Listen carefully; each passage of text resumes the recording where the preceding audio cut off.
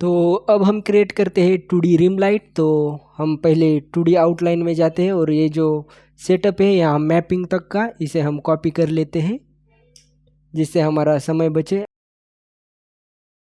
मैं यहाँ पेस्ट करता हूँ इसे और अब Ctrl+G प्रेस करके मैं एक नया नोड ग्रुप क्रिएट कर लेता हूँ और इसे रीनेम करता हूँ मैं रिम लाइट। और अब वापस एंटर होते हैं इसमें।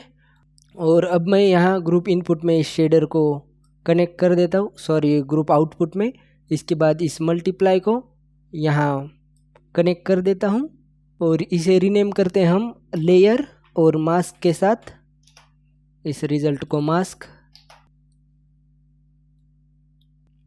अब हम यहाँ ऐड करते हैं एक मैथ नोड। इस मैथ नोड को कनेक्ट करेंगे वेक्टर के साथ और अब इस बार हमें यहाँ चाहिए एक डॉट प्रोडक्ट, सॉरी।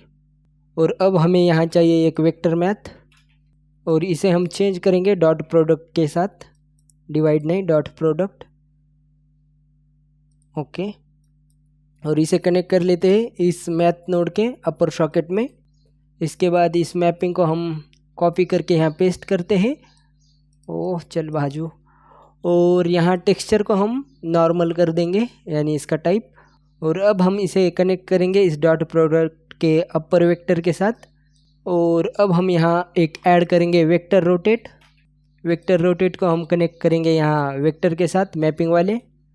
और अब हम यहाँ ऐड करेंगे एक कंबाइन XYZ और इसे कनेक्ट करेंगे यहाँ वेक्टर के साथ।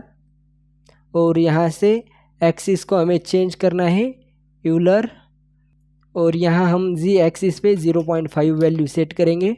इसके बाद हम इस मैपिंग को फिर से एक बार कॉपी करते हैं, यहाँ पेस्ट करते हैं और इस मैपिंग को हम कनेक्ट करेंगे इस डॉट प्रोडक्ट के सेकंड वेक्टर में। और हम यहाँ ऐड करेंगे एक वेक्टर ट्रांसफॉर्म, इसे कनेक्ट कर लेंगे इस वेक्टर के साथ। यहाँ ऑब्जेक्ट के जगह हमें 2 करना है कैमरा। इसके बाद हमें इस मैपिंग नोड में यहाँ Y एक्सिस पे 180 डिग्री एंटर करना है और यहाँ स्केल में करना है X एक्सिस पे -1। इसके बाद हम यहाँ ऐड करते हैं कंबाइन XYZ और इसे कनेक्ट कर लेंगे इस रोटेशन के साथ, इस वेक्टर रोटेट के। इसके बाद हम एक मैथ नोड ऐड करते हैं और इस मैथ नोड को चेंज करेंगे हम मल्टीप्लाई के साथ और इस मल्टीप्लाई को कनेक्ट करेंगे हम इस X एक्सिस के साथ। और अब हम सेपरेट XYZ ऐड करेंगे और इस सेपरेट XYZ को हम कनेक्ट करेंगे इस X एक्सिस को यहाँ Y के साथ और इस Y एक्सिस को कनेक्ट करना है इस मल्टीप्लाई के अपर वैल्यू सॉकेट में और बॉटम वैल्यू रखनी है हमें -1, ओ सॉरी -1। इसके बाद इस Z एक्सिस को इस कंबाइन XYZ के साथ कनेक्ट कर दो इस तरह से। और मैं इन्हें हाइड करता हूँ, बहुत पेस ले रहे हैं। और हाँ, इस कंबाइन XYZ में हमने ये जो 0.5 किया है इसे -0.5 करना है। और अब हम देखते हैं यहाँ, ओके। तो अब हम ऐड करेंगे यहाँ मैप रेंज। इस मैप रेंज को कनेक्ट करेंगे इस मैथ नोड के बॉटम में, यानी इस वैल्यू में। और इसके बाद हम एक क्लैंप ऐड कर लेते हैं और इसे यहाँ स्केल के साथ कनेक्ट करेंगे। अब हम यहाँ ग्रुप इनपुट को कनेक्ट करते हैं हमारे कलर के साथ। तो यहाँ है कलर, इसे कनेक्ट करेंगे हम क्लैंप के साथ और यहाँ क्लैंप की वैल्यू हमें रखनी है -0.001।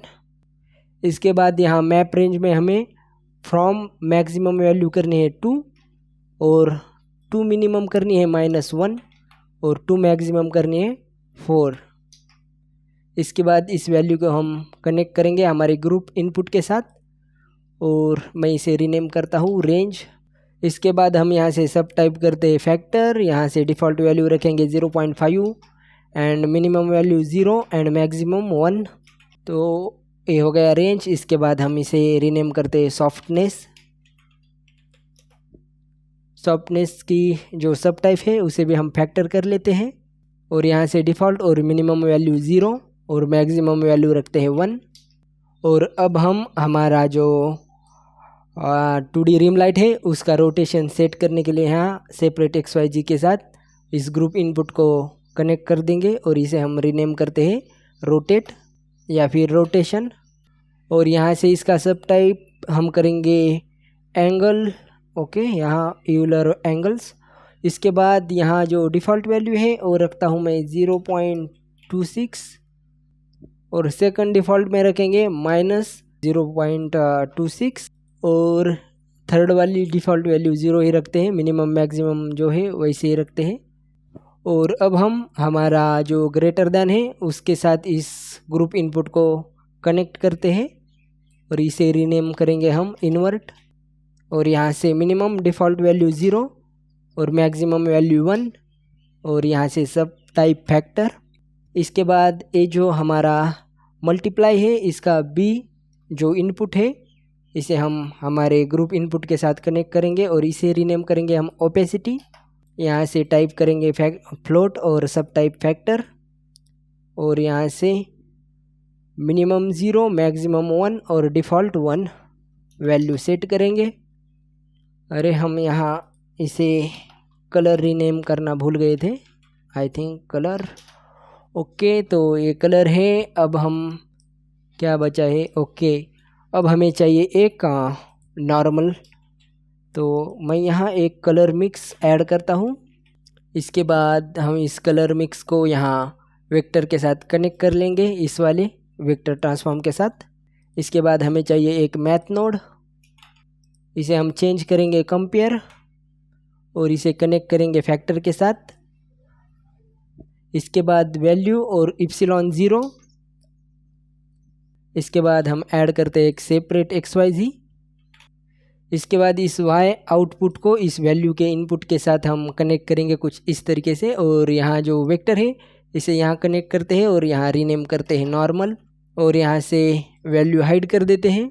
इसके बाद हम इसी नॉर्मल से अगेन इस A सॉकेट में यानी इस मिक्स वाले A पे इसे कनेक्ट कर देते हैं। इसके बाद ये B जो है इसे खींच के हम ज्योमेट्री नोड के नॉर्मल के साथ कनेक्ट कर देंगे। ओके, इस तरीके से। तो ये हो गया हमारा, मैं इसे आगे खींचता हूँ, तो ये हो गया हमारा 2D रिम लाइट।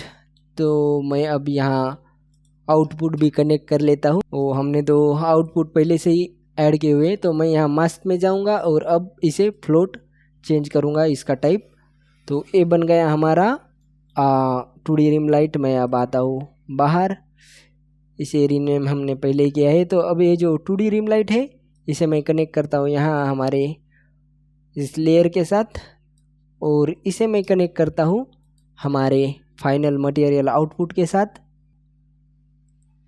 अब हमें सॉफ्टनेस करनी है 0, रेंज करते हैं हम 0.5 और XYZ पे हम इसे 15 डिग्री पे घुमाते हैं और यह इन्वर्ट है, इसे करते हैं 0 और ओपेसिटी को करते हैं 1। तो ये देखिए, ये आपकी रिम लाइट यहाँ क्रिएट होके आ गई। तो मैं यहाँ इसे ब्लैक भी करता हूँ और सेम वही प्रॉब्लम, पूरा ब्लैक नहीं करना, यहाँ 0.004 तक ही करना है। तो ये ब्लैक। बाकी हम इस रिम लाइट का जो कलर है वो चेंज कर सकते हैं यहाँ से कोई भी। तो मैं यहाँ थोड़ा सा ब्लू रखता हूँ बैकग्राउंड की तरह।